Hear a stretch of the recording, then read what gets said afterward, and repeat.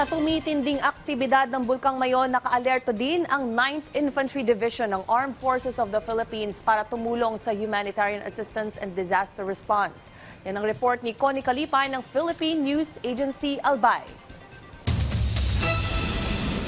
Tiniyak ng 9th Infantry Division sa publiko at mga apektadong local government units sa Albay ang patuloy na suporta at tulong sa patuloy na pag-aalboroto ng Bulkang Mayon. Sa isang press conference, sinabi ni Assistant Commander ng 9th Infantry Division at Commander ng Task Force Sagip na si Brigadier General Ariel Reyes na mahigit 35 team o mahigit 500 sundalo ang nakadeploy ngayon bilang bahagi ng humanitarian assistance and disaster response ng Task Force Sagip. Nakatutok ngayon ang ating SADR components ng IB sa pagtulong sa body patungkol sa security, patungkol sa relief operation para doon sa mga apektadong pamilya around sa mga municipalities affected by the evacuation, no? 35 teams na deploy natin, no? All around those cities na yun. Tumutulong sa around 4,000 plus individuals, around 1,600 plus na families. No? So ito ay ilan sa mga mandato ng Task Force Sagip. Aniya, nakahanda silang magbigay ng karagdagang tauhan kung sakaling itaas sa level 4 ang alerto ng Bulkang Mayon. Meron tayong naka-deploy at meron pa tayo ng reserve, no? Sa mga headquarters, sa divisions, sa brigades, sa battalions. No?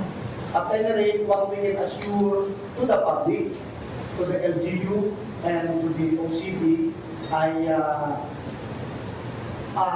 to the best that we can, hanggang sa kaya ng aming resources, we will support the requirement when it comes to SMDF.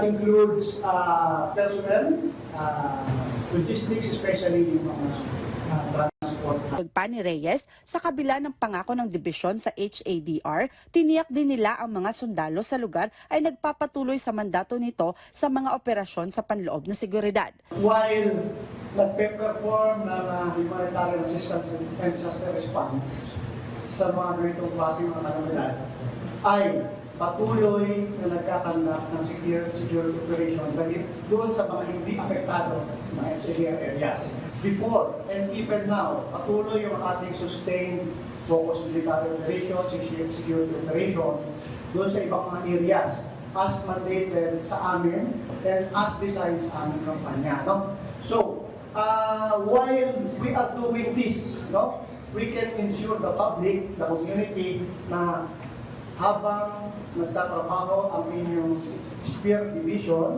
pagdating o patungkol sa SADR or relief operation, tuloy-tuloy pa rin kami sa aming pagpatupad ng kampanya upang matapos yung ating insurgency or terrorismo dito sa ating kampanya. Iniulat naman ng 9th ID ang mga nagawa ng dibisyon mula Enero hanggang Disyembre noong 2025 na kinabibilangan ng pag-aresto, pag-neutralize o paghuli sa 623 miyembro at taga-suporta ng New People's Army.